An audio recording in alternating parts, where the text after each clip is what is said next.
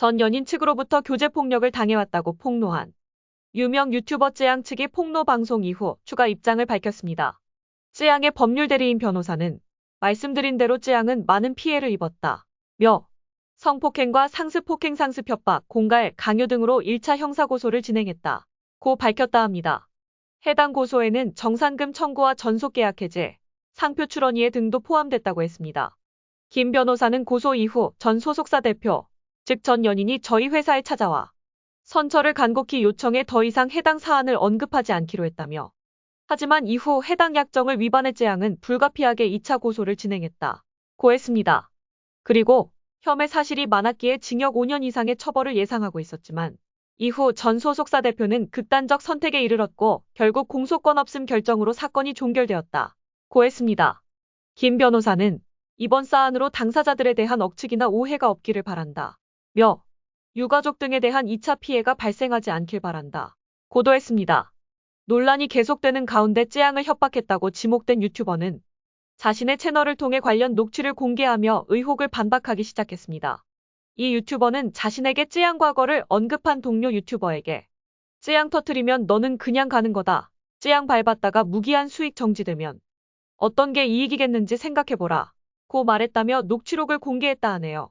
녹취록에 너의 목을 걸 정도로 쯔양이 라면서 모르겠다. 쯔양 건드리는 걸로 누구한테 돈 10억 받는다고 하면 막말로 채널 날아가도 10억 챙겼으니 됐다 치겠는데 그러면 감옥 가는 거 라고 말했고, 상의했던 유튜버는 돈 받겠다고 이러는 건 아니라고 답한 것으로 되어 있습니다.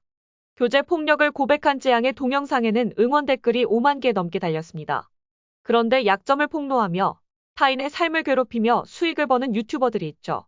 이번 일로 교제 폭력 처벌의 맹점과 함께 폭로와 괴롭힘을 일삼는 유튜버 문제를 짚고 넘어가야 한다는 이야기가 나오고 있습니다. 부산 돌려차기 사건 가해자 실체를 폭로하며 구독자 30만 명을 모은 유튜브 채널. 지난 5월 운영자가 구속됐습니다. 압구정 롤스로이스 뺑소니 사건과 관련해 폭로를 하겠다며 가해자 측으로부터 3억 원을 받은 혐의입니다. 일명 사이버레카라고 하는데요.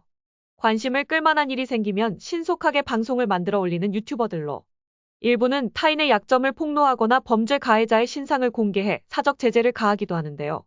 문제는 이들이 당사자 동의 없이 폭로하거나 계정 뒤에 숨어 허위 사실을 공개한다는 점. 걸그룹 아이브의 소속사는 멤버 장원영 씨를 비방한 익명의 유튜버를 찾아내는데 1년 넘게 걸렸고, 구글 본사가 있는 미국 캘리포니아주 법원에 정보 공개 명령까지 청구했습니다. 폭로나 논란을 검색하면 줄줄이 뜨는 영상들.